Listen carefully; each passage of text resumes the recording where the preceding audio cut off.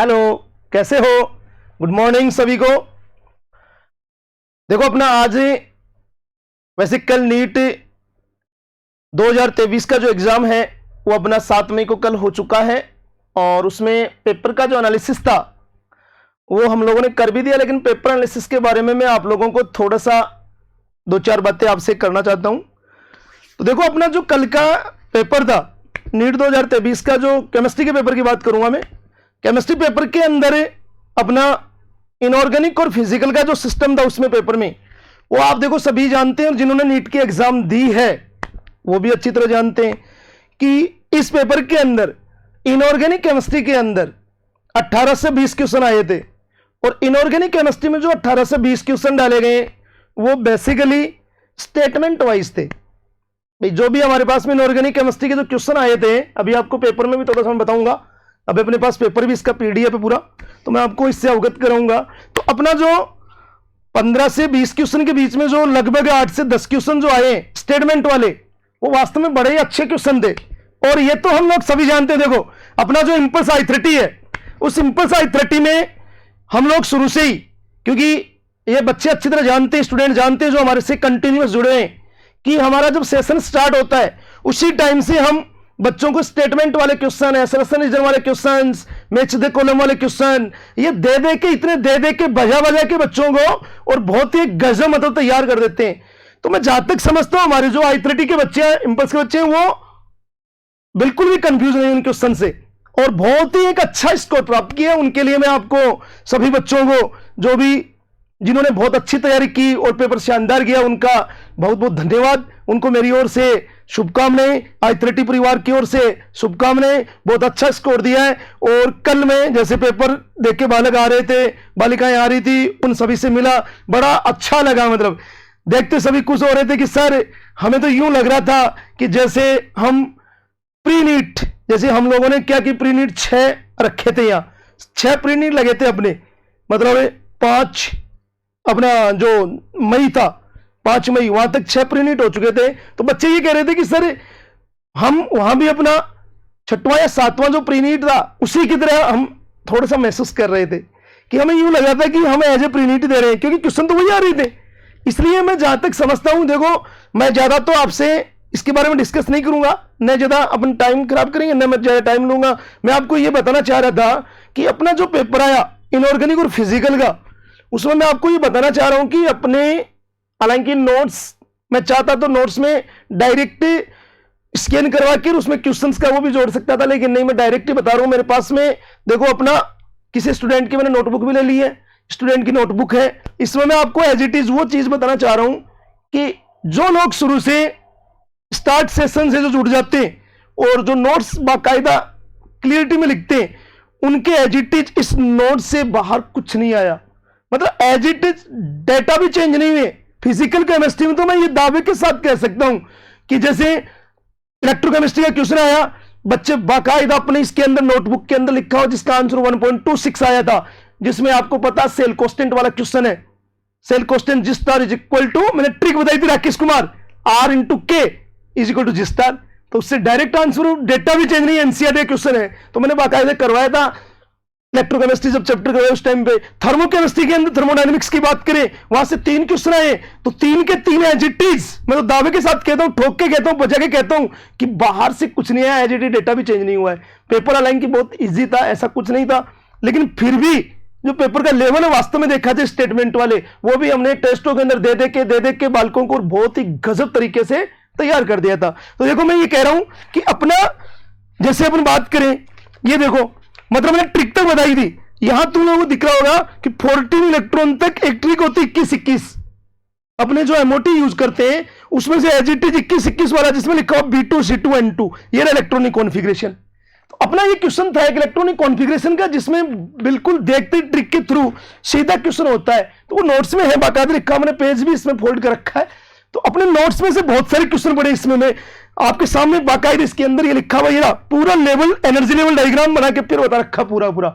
As it is same ऐसे मैं बात करूं, और भी सारे क्वेश्चन तो नहीं कर पाऊंगा पूरे, लेकिन मैं ये कह रहा हूं आप अगर किसी को डाउट हो तो अपनी नोटबुक आराम से उठा के चेक कर लेना, पूरे बाकायदा क्वेश्चन। तो मैं तो यही कहूंगा न्यू स्टूडेंट जो भी जुड़ रहे हैं उनके लिए मैसेज छोड़ना चाहूंगा कि नए स्टूडेंट्स बिल्कुल जैसे ही हम लोग टोटल में I30 फैकल्टीज की बात करूं, मैं ही नहीं कंप्लीट ही सभी के नोट्स प्रॉपर वे में बनाए, और बिल्कुल हम दावा करते हैं कि हमारे नोट्स से सिंगल क्वेश्चन बाहर नहीं आता, चाहे नीट कोई, चाहे हम प्री नीट लेते हैं उसके जैसे आगे जो नीट होगा 2024 का, उसके लिए दावा करते हैं बाहर से कोई कुछ भी नहीं आना है।